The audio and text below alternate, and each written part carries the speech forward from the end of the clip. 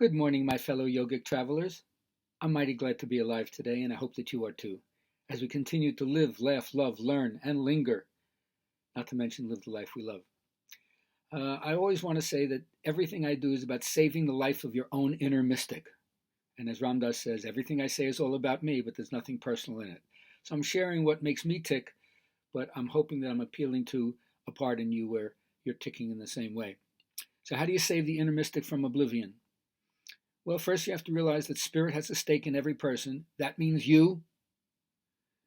And you have to educate yourself for reverence in a world that's been so secularized that as I say, the sacred canopy has collapsed and no one feels like we're protected or covered anymore by the big picture.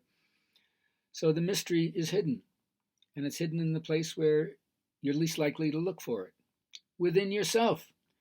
So meditation, which has been highly touted by all the big boys and all the big girls, it changes the functioning of your brain in an enduring way.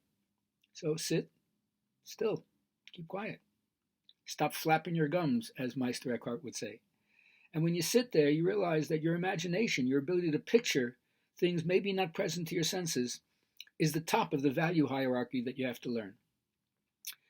So instead of the inhibition that the mind forged manacles make on us, you have to learn to disinhibit it. Let it be free.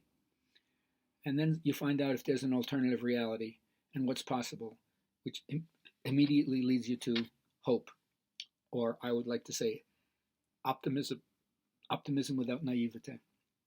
Now, in order to do this, you have to develop some social skills. So let me teach you. If you're happy and you know it, clap your hands. If you're happy and you know it, clap your hands. You got to show your emotions.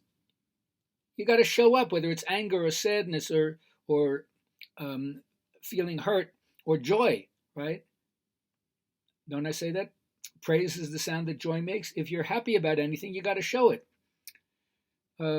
In our culture, emotional intelligence is tremendously at risk. We've so concentrated on left brain understanding, and we don't get it that 20% of success is only cognitive skills. There's so many other kinds of intelligence, and emotional intelligence is one of the big ones. And I've said this for years to all my friends in education, and I tried to model it in my classes. You would never expect a teacher to only teach a subject one day a week. How many days a week you teach English Lit? Oh, every day. And what about science? Every day. What about math? Every day. And even physical education? Yeah, every day they get PT.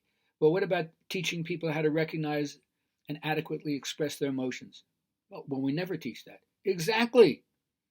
So this is one of the electives. You have to become nuanced in not perpetuating the thinking and feeling split that's so characteristic of the Western mindset, but understand that your emotions will help you to adapt. If you come home and your house is broken into, aren't you going to be pissed off that your personal space has been violated? Emotions tell you appropriately what's going on. You come home and you find your dog got off the leash and got ran over by a car. Wouldn't you be sad? Yes, sadness is the appropriate response to that kind of loss. So you have to learn how to understand and experience this in yourself and in others, because that's the crucial set of computations you'll make in learning how to negotiate, talk, deal, and hold space with other people. Because every time life is a mess, and that's almost every day, right? The primitive urges emerge. And as you've heard me say many times, Buddha is a master of putting the reptilian brain on a leash. You have to learn how to check yourself and choose the appropriate response, situationally, what's wise to say and do. So self-awareness, know what you're feeling. Then, in spite of setbacks, you have to learn to keep on going.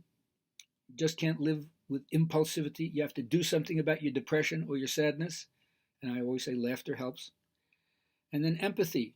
Feel what other people are feeling. It really helps you bond you to other people and break down the borders, break down the barriers between you. Otherwise, people will think like, well, you really don't care about me. And if you don't, you really don't care about them. That's how we're going to heal the world. You got to care about yourself and other people. And then, of course, you have to have social skills that will help you harmonize and cooperate with people and persuade people to come out and play with you. Learn to both be by yourself in meditation and fit in with the group when that's appropriate.